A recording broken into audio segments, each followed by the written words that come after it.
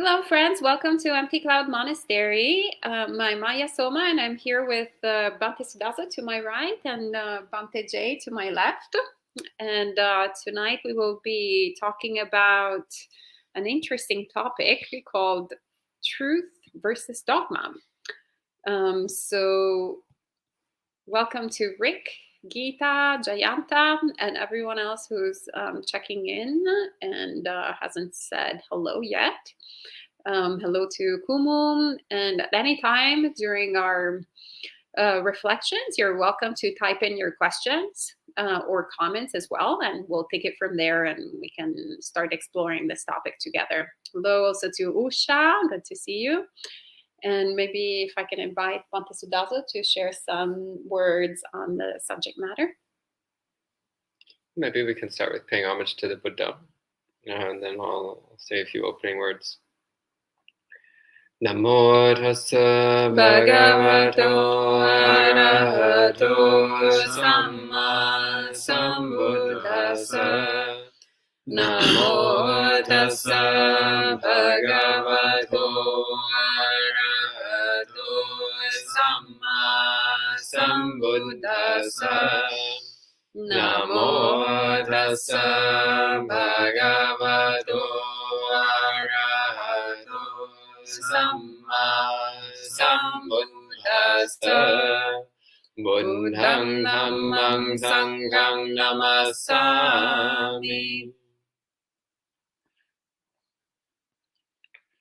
Well, to start with, I think it's good to remember that ultimately Buddhism is about truth. And by truth, we mean coming into a direct experience of the true nature of reality. So this is one important thing when talking about truth versus dogma. So, for example, in Buddhism, we're not expected to believe any particular series of historical unprovable events per se, or believe any particular unprovable things about the future, but rather it's about coming to a clear understanding of our own experience, a clear understanding of our own experience of reality. And from that, it becomes possible to infer certain things about past and future. But that's not really ultimately the point. It's more like a side effect. So the primary purpose of what we're doing, once again, is about understanding the nature of reality, not in an intellectual way exclusively, though an intellectual understanding is very helpful, but in an experiential way. So a direct personal contact with reality, with the truth of the way things are. And so we use the teachings of the Buddha as guidelines for developing this kind of direct experiential understanding. So this is how we relate to the Dhamma. We relate to the Dhamma not as something which we're expected to believe just because we're told to believe it, or just because we like it, or whatever.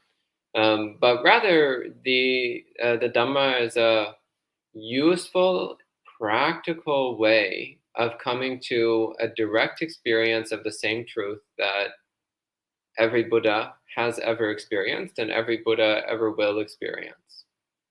This is another very important point. So the most recent Samma Sambuddha, the one who we call Shakyamuni Buddha or Gautama Buddha, he himself said that he just had exactly the same realization that every single Buddha before him had, and that every Buddha after him will have. He said he had the same experience of truth that any contemplative who practices correctly will realize. The same experience of truth that contemplatives who in the past, present, and future come to. So it's not something unique or special to any one particular person or any one particular place and time. It's just the way things are, and it's coming to a direct knowing of the way things are.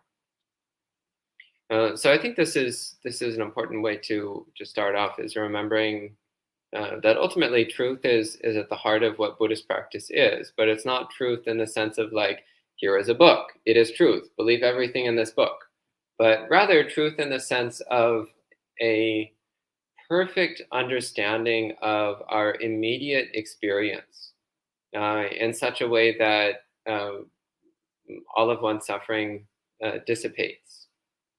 So maybe at this point we can pass it on to one of my venerable companions to say a bit on the subject. Thank you, Bhante Sudaso. And maybe Bhante Jay, can I invite you to share some reflections on the subject? And all of you friends watching online, you're welcome to, at any time, type in questions or comments. Truth is good. I don't know. See, this is I think I remember like a year ago actually looking up the definition of dogma, and it's not quite like, we have kind of certain misconceptions of things, or we view words in certain ways. And so we think of dogma, as Bhante says, kind of like dogma means you must believe in this or other. But I think dogma actually has a bit more complicated word meaning than that, different things. But I guess what I'll say is I can talk about being somebody who's dedicated to the truth, right? A truth seeker, somebody who, this is a very, very important thing to develop within ourselves, right? This is something that we always want to see what the truth is. The problem with this is it's actually quite hard, because if you're a truth seeker, what you're really doing is you're open to the fact that you will be wrong, and you can be wrong, and everything you know can be wrong. And a lot of times we don't want to face that. So we can, give word, we can say, oh, I'm a truth seeker. But then when our views are questioned or anything happens, then, oh no, I'm not a truth seeker. It's not an easy thing to be somebody who is open to whatever arises. As Bhante was saying, this is about seeing reality, understanding things as they are. And almost all the times, things as they are is not how we want them to be. And so we don't want to accept these truths. We don't want to accept it. And so we rage against it. So being a truth seeker as a mindset, as an attitude, is something that is not easy. But if you do so, then it will lead you. It will lead you to truth. This is something that, and I don't know that it's just something that's inbuilt or because of karma, or it can be trained or whatever. But I've always been like a truth seeker. I always wanted to go right to the truth, and I've examined lots of truths in this life. And the reason I'm a Buddhist monk is because I never found anything more true than the Buddhist Four Noble Truths, right? And I put that into practice and examining and questioning and investigating. And those truths are as true can be, as far as I'm concerned. However, I do keep an open mind for the possibility that there might be something even more true out there. Right? Who knows? Maybe aliens will come down one day and they'll say, no, this is the real truth. And you're like, oh, well, yeah, that's actually kind of truthful. And then I disrobe becoming a Buddhist monk and I become an alien monk. I don't know. Who knows? But being somebody who is open to the truth is very important. Very important. And this is, and not attaching too strongly to what you know to be true, because in the future it might be known to be false. Like, for instance, this path gives us questions everything, right? Even this really truthful view that, well, I'm me, and this is mine, and this is myself. Right? Well, how can that, this is the most obvious truth there is. Of course I'm me. Well, are you? That's the question. Being a truth seeker is very, very important. Very important aspect and quality for the Noble Eightfold Path. To be open and to really want to seek the truth, even if we don't like what we see. Thank you, Venerable. That was great. Lots of food for thought. And actually what came to mind was, also the language that sometimes we can use these days. I often heard many people say, well, this is my truth. This is the truth of who I am, or my truth, my truth. At the very beginning, I was also I'm ESL, so I was a little bit confused. I was like, what does that mean? This is your truth. Like I thought that the truth, was just one, essentially. So I was like, all right, so that is your truth. And then the other person has this other truth that is their truth. And then I guess I have my truth, which I'm not quite sure what it is. And it's very interesting when we think about things like dogmas, because then we're like, okay, this is my truth, but then there's all those dogmas out there. And we tend to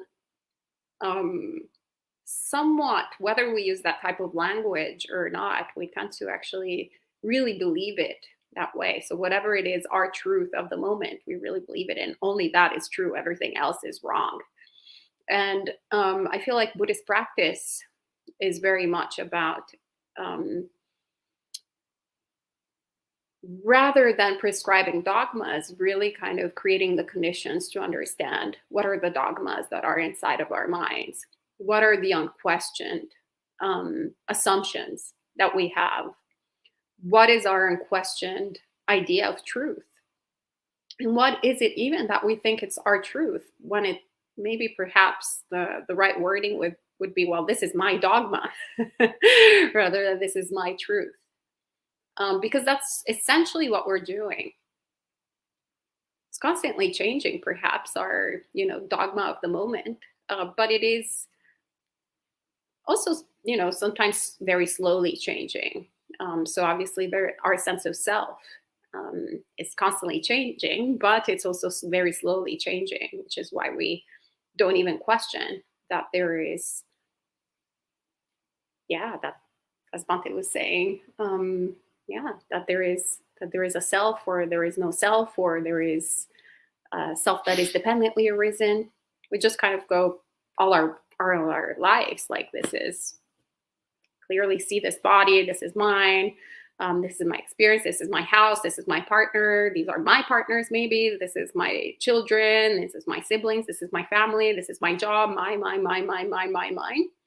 So we don't question that. And I feel like also when it comes to religion, there is this field of very much pretty much relating to it in terms of, okay, well, there's all these bunch of dogmas. Either I believe in this dogma, or I believe in this other dogma, and it's kind of pretty arbitrary, the reasons that we pick. And so sometimes there's the kind of like fine line in how to really make a distinction between what really is true and what is just kind of happening in front of us and we're taking it as true. And once again, for me, Buddhism has been a tool to investigate this process within my own self, within my own mind, within my own experience, and hopefully somewhat eroding it, which doesn't mean that then we don't take any kind of stance. Sometimes there's also the, I would say, wrong view of going like, well, actually, everyone has their own point of view and everybody has their own truth, so everything is okay, and we don't have to be judgmental, and we don't have to do this, and this is what being a Buddhist is. But that in reality is also is not exactly what the Buddha, at least my understanding of the teachings of the Buddha, of what he's pointing out. Actually, the Buddha is pretty clear. This is skillful. This is unskillful. This is, conducive to suffering, and this is conducive to non-suffering. This is conducive to awakening, and this removes you from awakening, and so forth. And he can use actually also pretty strong language. So it's not about like having that kind of sort of pseudo fake neutrality, but rather it's creating the conditions for a wise understanding of our experience and the experience of others. So these are some sort of ideas or brainstorming, but I'm not sure if the Venerables have some other thoughts or if we want to go to. Well, one thing I might just briefly say is it's important also to remember that ultimately Buddha Dhamma is all about freedom from suffering. So also we practice with the concepts and ideas presented in Buddhism in the understanding that this leads to a reduction of our dukkha. And so it's constantly examining. When I hold these views, does it lead to more dukkha or less dukkha? If I hold a different set of views, does that lead to more dukkha or less dukkha? So also evaluating the concepts and views that are presented in Buddhism, and you evaluate, does this lead to more dukkha or less dukkha? And then you contrast that to non-Buddhist views, and again ask, does this lead to more dukkha or less dukkha? And so, again, things like karma. If you think, well, there's no such thing as karma, I can do whatever I want. Well, that sounds nice at first, but how does that actually play out in reality? If you really hold the view that there's absolutely no consequence whatsoever to your actions, what's the effect of that? And you'll see it's actually not so good. You actually wind up having even more suffering. But on the flip side, if you take the view that there is such a thing as karma, then you'll find your suffering decreases, your dukkha diminishes. So you can see this kind of feedback mechanism by relating to the concept of truth in this way. Maybe we can take some questions. Yeah, thank you, Venerable. And Sud says, can even things like stream entry, non-returner, etc. be considered dogma? If one has no direct experience, how does one differentiate between right dogma and wrong dogma? Bhante? Maybe we need to define the word dogma. Bhante is making me doubt that I really know what that word means. Can we pull up the dictionary definition of dogma? Yes, I'm going to do it right now. Dogma definition. We have the internet. Dogma, a principle or a set of principles laid down by an authority as incontrovertibly true. Which could be the Four Noble Truths by the Buddha. Yeah, you know, I mean, they're incontrovertibly true, so I think it fits the definition. You could. It's almost like the word dogma could fit in as an English kind of context for the word Dhamma, right? The Buddha's Dhamma, Niganta Nataputa's Dhamma. You know, like that word of like the teachers have a Dhamma. I would say that coming from Italy, actually, dogma has a very profound connotation, and it's actually something unquestionable. So something that doesn't really is presented as, yes, something incontrovertibly true. But, you know, it was also, for example, a dogma could be like the world is flat. That's it. So it's somewhat akin, you saying? Okay. Yeah. Akin to also like a sort of rule. I would say that the Dhamma is expounded, but invites you to come and see for yourself. It invites you to investigate. So there's like a big difference between that and speculation. So I would say that actually dogma might be, do you have something more there on the dictionary? What does it say? I think what stands out though is, what is it? how does this, a definite authoritative tenet, a code, such tenets, a point of view or tenet put forth as authoritative without adequate grounds. Yeah, without adequate grounds. Yeah, that would be somewhat, I would say that I think it would be akin to ditti, like all the different dittis that actually the Buddha talks about, people having all sorts of dittis there. So maybe you can say right dogma, but then it gets a little bit into sort of weird territory. I would say that also like philosophical views are somewhat dogmatic in the way that there's not really, I mean, one can question forever, but there is not a questioning in terms of actual direct experience of something. So your thoughts on what does without adequate grounds mean? That's kind of a vague kind of a thing. Like, Yeah, like, I mean, without belief, without proof. well, it's more. I mean, I would say like Leibniz monads, like Leibniz theory. Leibniz was this philosopher from the 19th century, and his theory was that the world was made of monads. So that was like his dogma.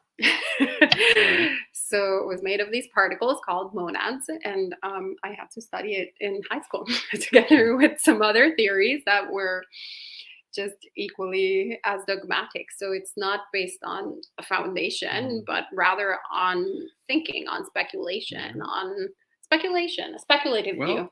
I mean, then to go with Stuart's question, then yes, something like stream entry, non-returner, etc., would technically be dogma unless you experience it until you experience it for yourself, right? Because there's no grounds for it. You're just trusting that this guy 2,500 years ago said that it's true. I think it's also important when talking about what we know to be true or don't know to be true. We're actually dealing with percentages of likelihood. So when it says adequate grounds to be true, so what's adequate grounds? Is, say, 51% likely enough? Does it need to be 99% likely? Does it need to be 99.99% likely? Does it need to be absolutely 100% certain? So one example we commonly use here is Russia. I have never been to Russia, but I'm not 99.9% sure that Russia actually does exist. 100% sure? No. But if somebody asked me, do I believe Russia exists? I would say, yes, I do. So when we get into adequate grounds to believe something, well, when you push it to its extreme, then you wind up that you don't actually believe in the existence of anything whatsoever except your own mind. Even the existence of other people becomes suspect, even if they're sitting right in front of you. So one can very easily talk oneself into solipsism, which is not a path to the ending of suffering. In fact, it's quite the opposite. It tends to lead to a tremendous amount of dukkha. So I don't think going to that extreme is actually useful. So in terms of things like stream entry and non-returner and so on, well, I think asking, once again, what's the definition of a stream enter and a non-returner? So these are people who have understood how their own mind works to the point where they're able to start to break some of the deeply rooted habits of self-generated dukkha. So in the case of a non-returner, for example, they've recognized that sensual desire and ill will are things that generate dukkha. And they've seen that deeply enough into their subconscious mind that they were able to stop doing that completely.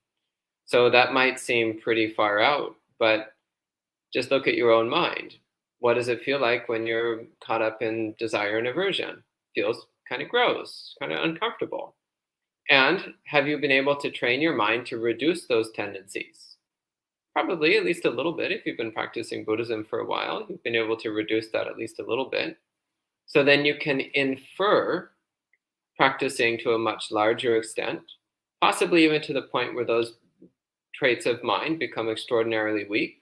You can even infer the possibility of removing those traits from the mind altogether. Stream entry is a little more challenging because here we're talking about aspects of self-identity, self-view. But here also you can recognize how when you look at, say, somebody else's body, there's a very clear sense that body is not me. So you can also see how, even if you can't do it yet, you can see how you might be able to relate to this body as also not me, not mine, not who I am. So in this way, you can infer the possibility of stream entry and non-returner and even full enlightenment. You can infer the possibility based upon the limited experience that you already have. So I think it's a bit different than if someone was like, tells you, there are aliens in the Alpha Centauri system. You must believe it. It is true. It's like, well, I don't know. Maybe, maybe not. Don't have anything whatsoever on which I could base a belief like that.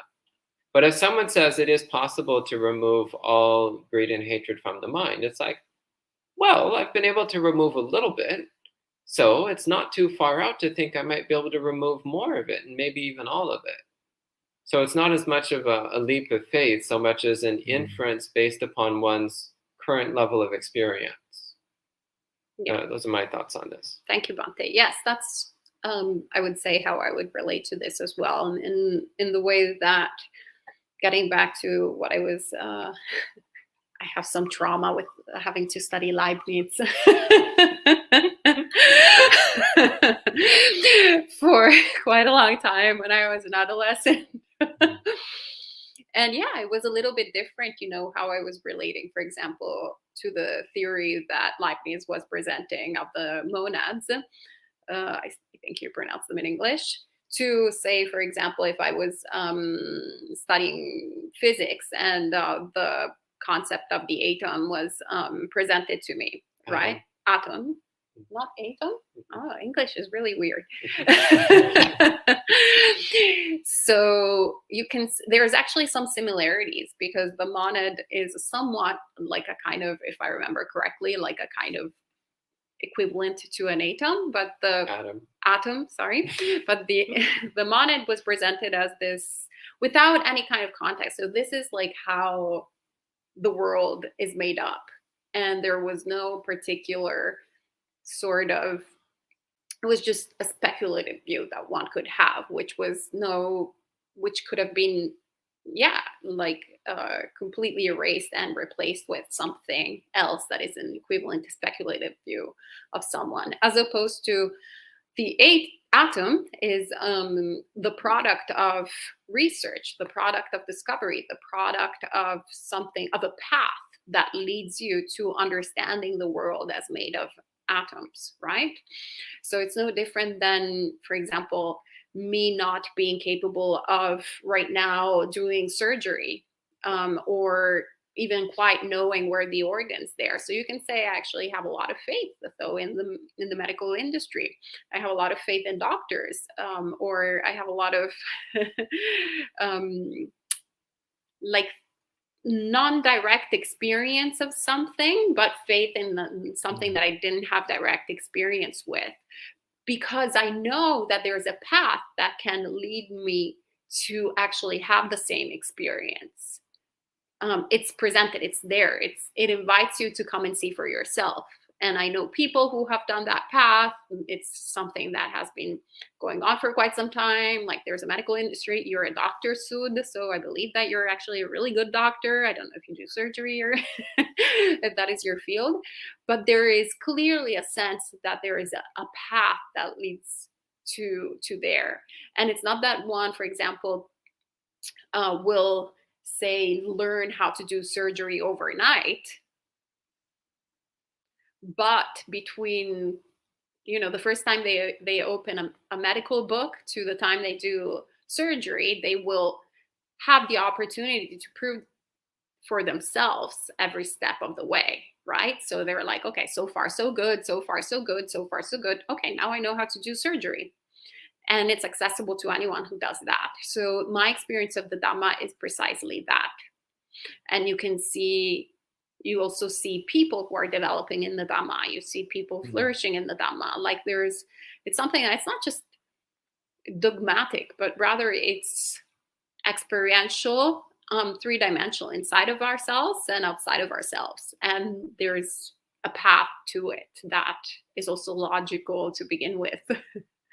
Like, it makes sense first and foremost on a logical standpoint, and then experientially as well. No different than any kind of discipline that we take as a working hypothesis, and first and then seriously pursue it to do something in this world.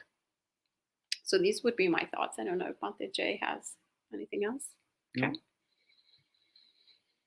And Kumu says, oops, I was also going to ask about the Brahma worlds and spontaneous birth. Will not believing in them fall under Michaditti? How do we avoid being Michaditi and believe they exist without experience.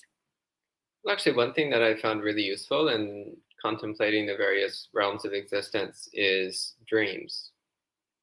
So in a dream state, it's possible to experience pretty much any state of being, but it's temporary. It doesn't last longer than the time that you're asleep. But you can see how, while you're in a dream, the mind is capable of generating a reality, generating a body, generating a certain way of experiencing the world. And it can be immersive to the point where one just takes it as reality without questioning. No matter how bizarre or strange it gets, it's only when dreams get really, really far out that most people start to question whether or not they're dreaming. So then, if the mind is able to generate such a complete and immersive world and complete and immersive experience and fully believe it while dreaming, it's not too far out to imagine that the mind could also generate an experience of being, say, a Brahma. It's not too far out. Similarly, as for spontaneous birth, well, so when the Buddha talks about beings born spontaneously, he's mostly talking about devas. And again, these are beings who are born primarily through mind. So we're used to relating to the world in terms of bodies, physical bodies. But actually, if you think about it, you'll realize that you've never once in your entire life experienced anything physical, ever. Mm-hmm. The only thing you've ever experienced is the inside of your own mind. That's it.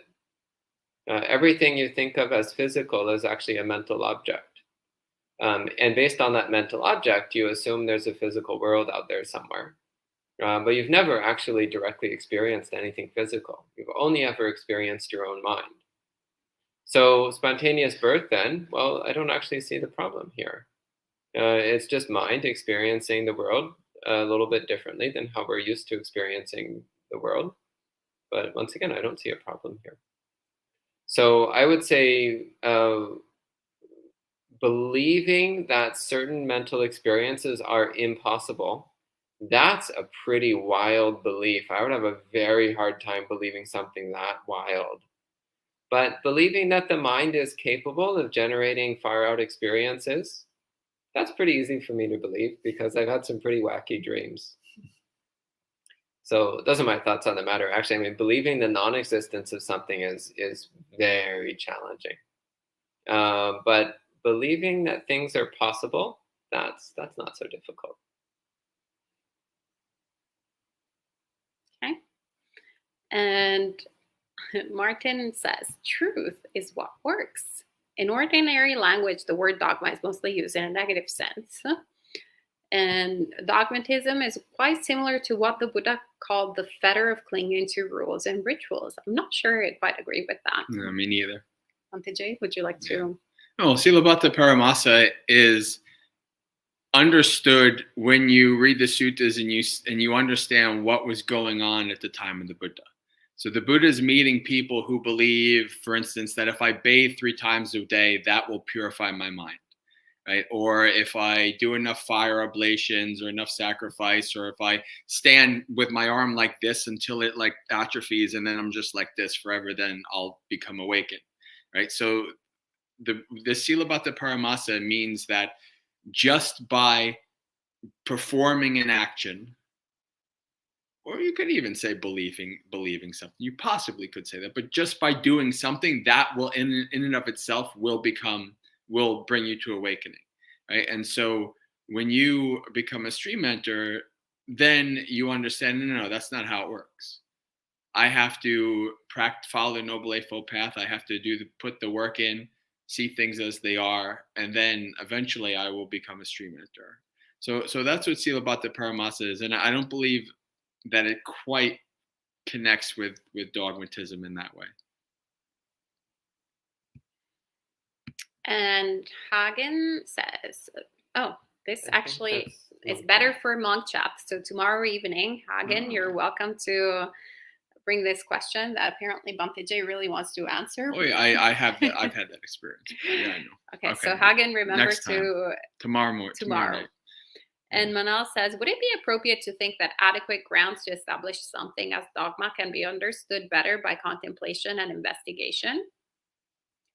I would say yes. That would be my, I think I actually really like how you summarized it. That's kind of like, long story short, what I was trying to say earlier. The Venerable. Or you could have really strong faith in the Buddha, the Dhamma, and the Sangha and become a stream mentor. Yeah, but it is through contemplation and investigation that we confirm the truth of the Dhamma. So I've known lots of people who they learn some Dhamma and they believe that it's true, but then they don't actually practice it. And that doesn't really amount to much of anything. So yeah, through contemplation and investigation, then one tends to come to a deeper understanding. But one has to start with the willingness to accept that the Buddha might have been right. So if one is contemplating and investigating with a mind to reject and disprove, then that can be an obstacle. But if you're like, maybe the Buddha was right, let's find out. And as Bante J said earlier, which I really appreciated, he said, we need to accept the possibility that we might be wrong, that whatever we currently believe is true, that might be wrong.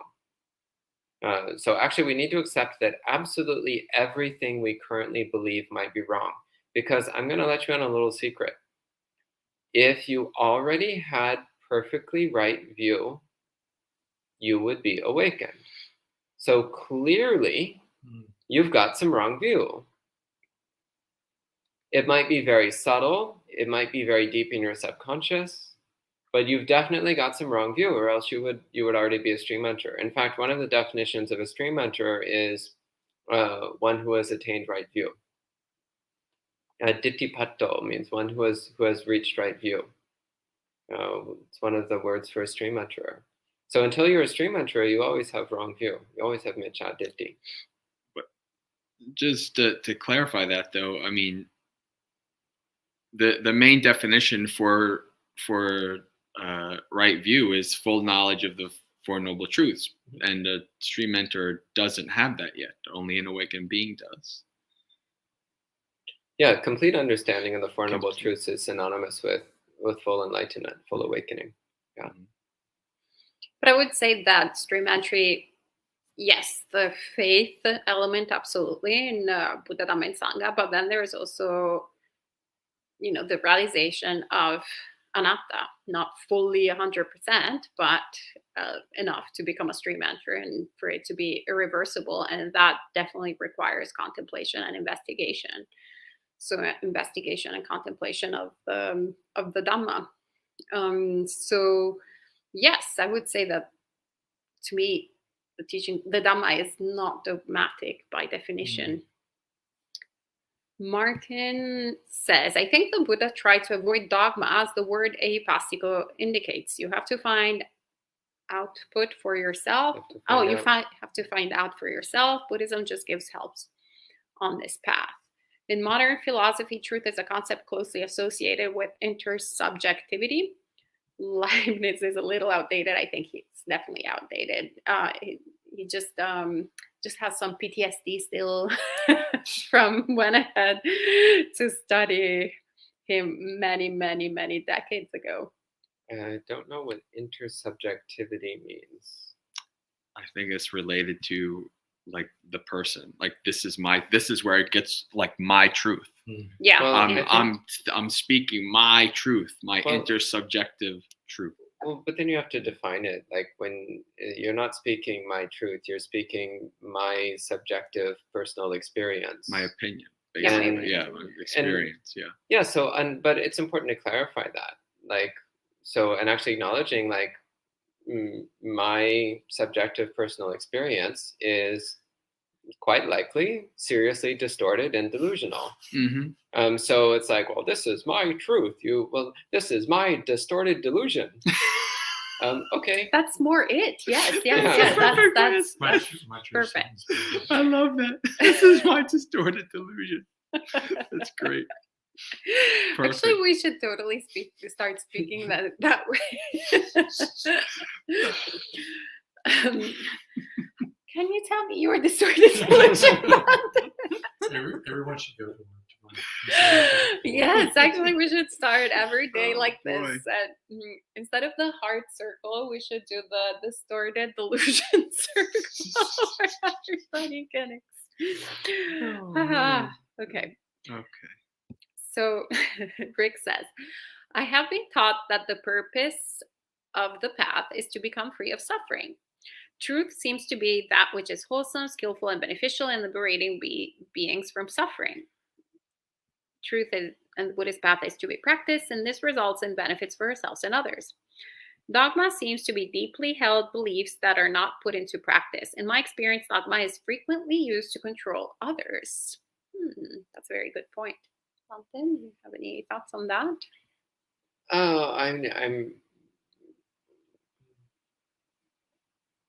There most certainly are people who put their dogma into practice. Do a little bit of research on theocracy, and you'll see what happens when people put their dogmas into practice. But that also confirms your second point, the dogma is used to control others. But anyway, again, in Buddhism, when we talk about truth, we're talking about that which leads to freedom from suffering. We're talking about views which, when held, lead to us making progress towards awakening, towards the perfection of wisdom and compassion. In fact, that's one of the factors of a stream enterer. In the Kosambhya Sutta, it says, the Buddha says that a stream enterer reflects on their views, and they ask themselves, when I hold these views and live according to these views, does that lead towards awakening? Does it lead towards a purification of the mind? Does it lead towards a development of increased wholesomeness and a reduction of unwholesomeness? So it's not that one rejects views, but rather that one is evaluating the effects of holding views. So we can talk about intersubjectivity and whatever else, but more the point is, when you hold those views, what's the effect? So if I have the view that there's no such thing as karma and I can do whatever I want, well, the end result is I might go around like killing and stealing and lying and cheating my way through life and wind up causing a lot of misery for others and ultimately for myself as well. So then that would be considered wrong view, not in terms of ultimate truth per se, but because it leads to more suffering and less wisdom and compassion. Martin has dispelled my distorted delusion on the term intersubjectivity. I had it wrong. Like interstate, share experiences like between, with other. like interstate. Yeah, interstate. Yeah, yeah.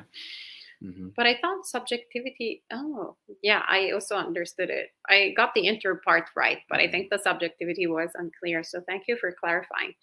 Martin also asks, Ajahn mentioned the Buddha technique. When meditating, we repeat the word Buddha, which means the knower, if I got it right. The Buddha technique may help to conquer doubt. You have any idea on this? I'm not sure if I got it right. I don't think that's the point at all. So the point of repeating the word Buddha, well, it has 2 points. One is that it is a reminder of the Buddha.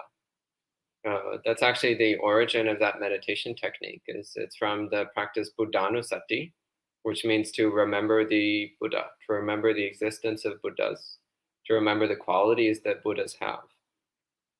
So repeating Buddha, Buddha, Buddha is just reminding yourself that Buddhas exist and that they're great and that we want to be like them. The other use of the Buddha technique is to provide a basis for samadhi by clearing away wandering thoughts from the mind. But as for conquering doubt, not really.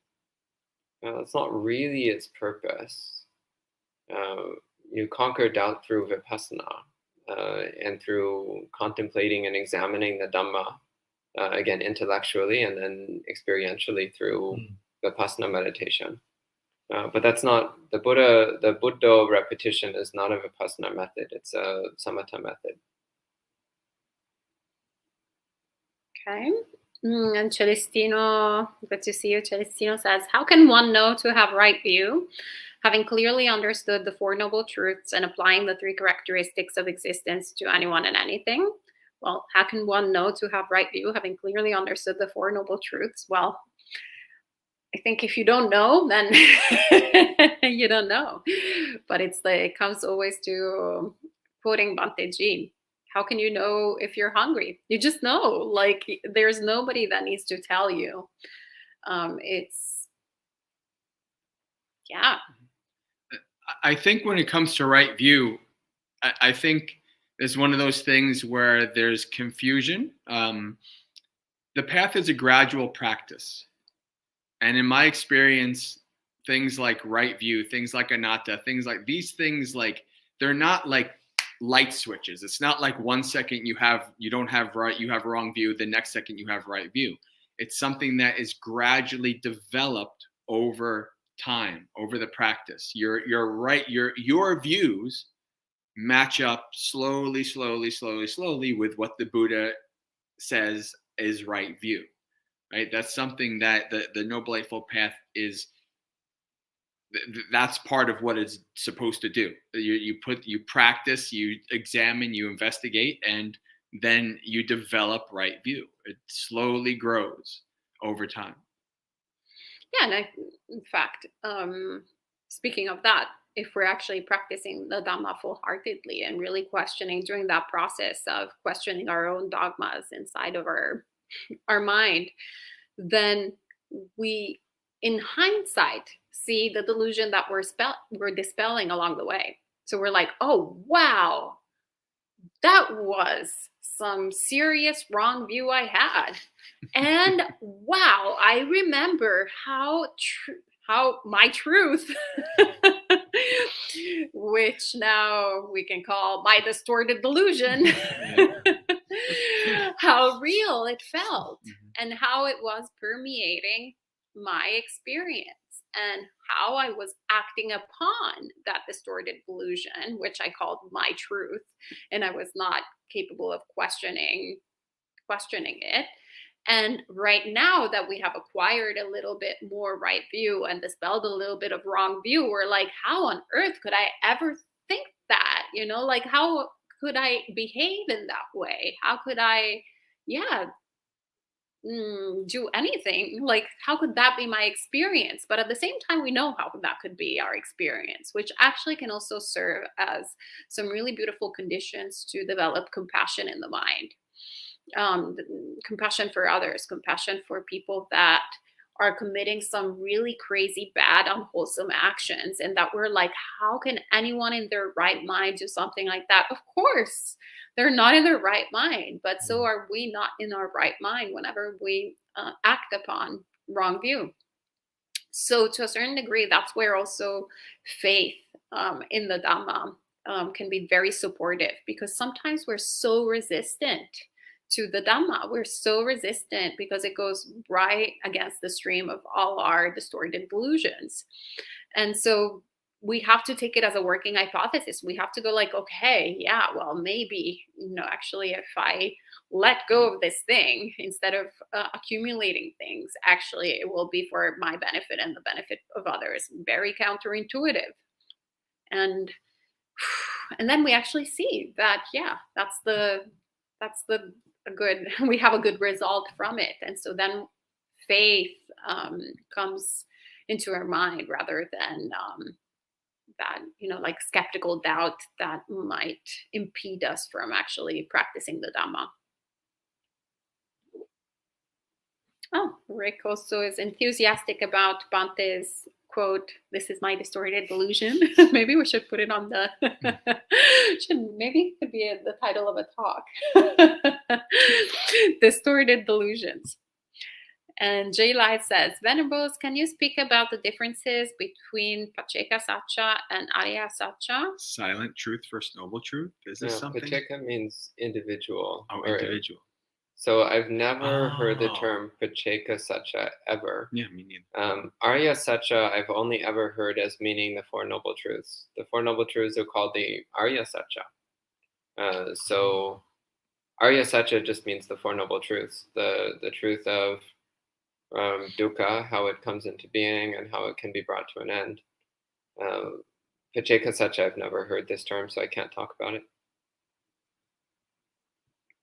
And Shadow Label asks, do you monks like the movie Dogma? I have no idea what this is. It was okay. It's not bad. It's pretty old. I mean, it has nothing whatsoever to do with Buddhism. Yeah. Okay. It's actually kind of poking fun at Christianity more than anything, and it has zero Buddhist content. So Okay. Yeah. And Martin says, Celestino had an interesting point here. I have many yoga friends from Advaita Vedanta. They say such things as suffering is not real, it's just a dream. I always say no. The dukkha concept says there is suffering. Suffering is real. We must take it seriously. Well, but there's lots of people who don't agree. I don't know whether there can ever be consent. If somebody says suffering is just a dream, then just slap them. And if they complain, then say, well, it's just a dream. Why are you complaining? And then slap them again. And after a few slaps, either you'll run out of friends or they'll accept that suffering is real. Or possibly both. That's very interesting. This would be the Zen approach. It's like, even if it is a dream, the experience, you still experience pain. Like, even if like the newest thing, right, is that the possibility that this is all a simulation, like this is all we're just bits. But still, if Bhante hits me in the head, those bits still hurt. Right? And whether I'm a computer program or not, I still suffer. Whatever it is, there's still that subjective experience that is unpleasant and that beings don't like. That it's just sometimes the dream is a nightmare. So they're actually right. Suffering is in fact just a dream. And it's a really crappy dream that we're all stuck in and we're really trying to wake up from. Yeah. And in fact, Buddha means awake. So actually, I agree with him completely. Suffering is just a dream. And it's a really crappy dream. And let's try to wake up from that dream. And Rick says, it seems to me that it's unwise to cling to the truth and truth like that and use this belief to be in conflict with others because the mind's perceptions are distorted by greed, aversion, and delusion. Well, yeah, I think we've touched on that several times about keeping that flexibility of mind and understanding. I mean, we don't want to go into only this is true, everything else is wrong. And also as Dhamma practitioners, that can be like really close to home whenever someone, starts arguing about Buddhism or about the Dhamma, about the teachings of the Buddha, or even questioning, our choices, our precepts. That can look pretty awkward and bizarre maybe for people who have never encountered the teachings of the Buddha. So we can become very, very defensive and also perhaps very much dogmatic about something that we actually haven't investigated thoroughly. So rather than being defensive, rather than having that sort of clinging, so to speak, then it's good to have that openness of going like, what is it that I actually didn't quite understand even of the Dhamma? So like taking it as an opportunity to investigate. This being said, the Buddha, when it comes to the Dhamma, he doesn't say like, let go of the Dhamma. Actually, whenever he's training his disciples, like the Therigatha is actually full of that. Many poems where the Buddha says, cling to the Dhamma, cling to that. And then all bonds unbound, you will be free, without attachments. So it is, the simile of the raft. So we do have to somewhat cling to the teachings of the Buddha for our own sake, but not cling in terms of like really take this on as a working hypothesis, really like investigate, really practice, really develop good sila, really develop good samadhi, really develop good panya. Otherwise we can, it's actually one of my the things that amuses me the most. That's like one of the first questions of like, so we don't have to attach to anything, right? Like the Dhamma, we shouldn't attach to the Dhamma. I'm like, well, you haven't even like started this practice. So why don't you start perhaps not attaching to ice cream or not attaching to other more trivial things rather than the Dhamma. And of course, at the very end, we will also let go of the Dhamma as well. But we don't want to start with that. And Bhante, did you have? No, I'm good. Okay.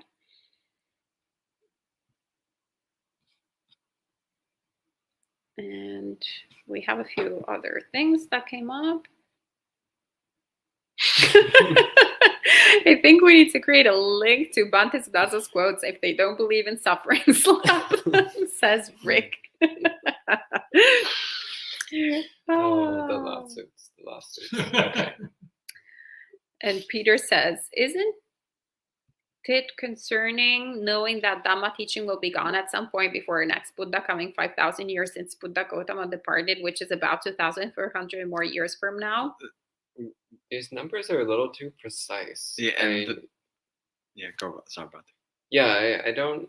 It's not a guarantee that there's going to be a Buddha exactly 5,000 years after Gautama Buddha.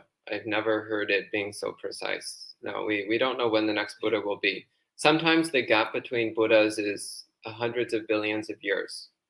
So there's no guarantee the next one's going to be in only a few thousand. Yeah, that's what I was going to say. That when you read the suttas and you see like the time scales, and there's like people like 2,500 years ago was like this. Like the Buddha was just here, right? To a human life, that seems like 2,500. Even if you study history, 2,500 years ago, then the pyramids were still 2,000 years by the time the Buddha was born, right? Like we have no concept of like the distance of things. And so 2,500 years is not that long ago that the Buddha was here. The 5,000 years, I don't know. I mean, yes, different Buddhas, as Bhante was saying, different Buddhas' dispensations last different lengths. But I suspect that at least they're going to last more than just a couple thousand years. Yeah. And I wouldn't say it's concerning that it will be gone. I think it's great that we still have it. So that's more where my mind goes. Like how incredible that actually we have so much Dhamma present in these days, and that we have the opportunity to practice it. That we really have some. Actually, in this day we have some really incredible. I think we're kind of like in Shakyamuni Buddha's Pure Land to a certain degree. Like we have just at a click on the internet, you can find all the suttas that you want. How incredible. That's unprecedented. That's fantastic. The amount of like food supplies that there are present in the world, unprecedented. The amount of like conditions, that free time that so many humans at the same time have to practice, unprecedented. There's also an apocalypse happening, about soon to happen, which is not unprecedented, but like, but it's also like great opportunity to really have a sense of urgency rather than just kind of be in our Deva realm and go like, oh, this is all great and we can just consume and consume and consume until we die. But rather like, whoa, we're consuming, we have some great conditions right now, but they could change in any moment, like as we're seeing with all these natural disasters and everything. So in one shape or form, we're kind of like really in a great sort of state where to practice. So we can all, aim for stream entry right here, right now. Martin Herberg says, would you say the Dhamma is a truth that we possess, like a book you have got, or isn't it rather like the medium that we live in, something that you can't get rid of, something that surrounds you? I think of Dhamma more like a guidebook, a set of instructions. And the more you follow those instructions, the more you internalize it, the more it becomes something almost wordless, something that you feel. So it's kind of like the first time you cook something, like you've never before sauteed broccoli in your life. So the first time somebody has to tell you step by step exactly how to do everything and the right amount of oil and the right temperature and the right time and all that. But after you do it a few times, you don't even think about how to do it. You just know and you just do it. So in the same way, like when we first learn the Dhamma, it's something intellectual that we have to think about and consider. But as you become more and more familiar with practicing the Dhamma, you start to get a wordless feel for it. But still, it's something which is guiding us towards a deeper understanding of reality. It's guiding us towards a direct experience beyond our usual delusions, direct experience of what it is to have a mind which is completely pure, completely awake, completely free of harmful influences. So I don't really think of it as a possession. It's more like something which slowly transforms us when we take it on as a guide for our actions. I also relate, thank you, Bante. I also relate to the Dhamma as being, actually, if I think I understood correctly what you say, by the medium that we live in, something that you can't get rid of, something that surrounds you, in the sense of, like, this is the actual state of things. Like, this is your experience. And at the very beginning, because we are so distorted, it could sound actually quite odd, quite bizarre. Once again, no different than, probably when I was a little child and I was presented with the knowledge that the world was not flat, even though, like, I was like, the world is clearly flat. I don't see anything like going, a sort of spirit experience. So yeah, it's like a law, the law of the Dhamma. So whether we like it or not, it just applies. It affects our experience. And when we align with the Dhamma, then we stop suffering. We just understand how things are instead of expecting them to be different. So yeah, I relate to it as something to investigate, to understand, and to correct my delusional wrong view, essentially.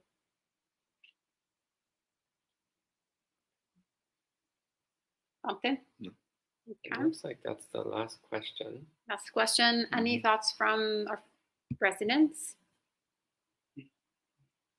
I was just thinking, as you were talking, and then I was reflecting, I was wondering your thoughts. It seems like dogma is more associated with a blind kind of faith, whereas the Dhamma really, like calling in words that faith has developed their confidence and building that up. And I was just wondering your thoughts about that. Yeah, I think we talked about that in a fair amount of depth. Ultimately, we're trying to come to a direct experience of truth. And the Dhamma is something which guides us to that direct experience. So, when I think about dogma and truth, one concept or teaching from the Buddha is that I see a lot of Buddhists take as dogma or as like one person's truth and not another person's truth is the teaching on Mara. So for the Buddha, Mara appears so much. There is an evil, harmful influence that affects the mind, binds one to birth and death.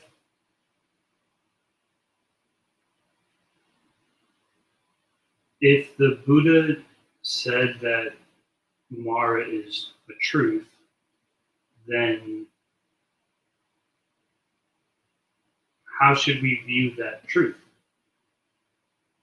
There are many texts where the Buddha says that, sensuality is Mara's influence, birth, like wanting to be something is Mara's influence, identification is Mara's influence.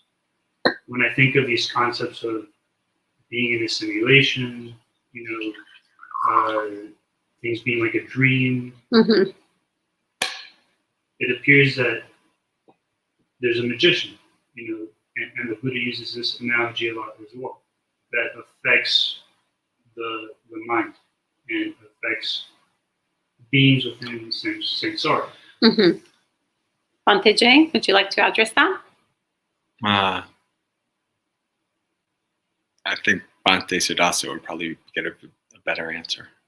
I don't know. Yeah, I mean, it's part of how the Buddha described the world. The Buddha described the world as being composed of many different kinds of sentient beings, many different realms of existence. And he did talk about that there are some spirits, some devas, which are malicious. And kind of the chief among them that he spoke about was Mara. But he also spoke about other devas, which also have a negative influence on people. But he did speak about Mara as being kind of the number one in terms of turning people away from the path, or tempting people to engage in unwholesome ways. That's part of the Dhamma. It's part of how the Buddha talked about. Yeah, so I don't really see what you're getting at. So in the Therigatha, when the monastics awaken, they say like, house builder, like I see you. It's like Mara, the Soma Sutta is a great example.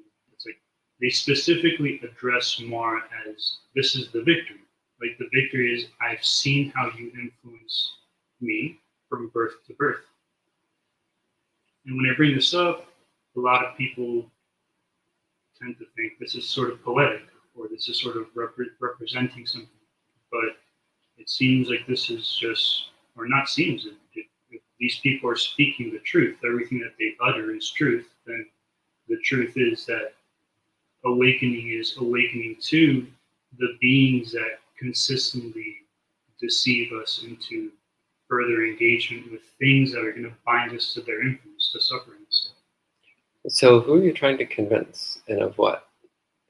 So you have the responsibility to practice Dhamma in the way that is most effective for you, and other people have the responsibility to practice Dhamma in a way that's most effective for them. So then for them is if they ignore the teaching on Mara, is that to their benefit or their detriment? That's for them to find out. So this is also the thing about the Dhamma, is that we practice it and we see what happens. So I don't think about Mara particularly often. And when I do think about Mara, it actually doesn't change how I practice. So I practice the same whether I think about Mara or not, because everything else in Buddhism is pointing us to practice in the same way. So I think for some people, thinking about Mara is a very powerful impetus for their practice. And for other people, there's other elements of the Dhamma that are more powerful ways of urging themselves on. So is the existence of Mara contained within the very broad spectrum of Buddhist right view? Yes, it is. Is it something that everybody needs to think about all the time? No. I'm not saying for everybody. Yeah. And Great. it doesn't look like there's any other questions, are there? Dao says, regarding what is real Dhamma, I like working with the Kalama Sutta. Is this beneficial? Is this not harmful? And basically various criteria like that. If it checks out, good. I mean, that's actually basically what we've already said a few times. Okay. But yeah. Great. Yeah. And all right. So I think that's it. Right. Okay. So maybe that's all for this evening. Thank you so much for joining us tonight. And tomorrow morning we will be meeting again at 8 a.m. New York City time for some sutta study. And then in the evening there will be monk chat. So if you have more questions or any other questions that haven't been addressed tonight but are related to Buddha, Dhamma, and Sangha, feel free to bring them for monk chat. And we can end the evening with 3 sadhus. Sadhu, sadhu, sadhu.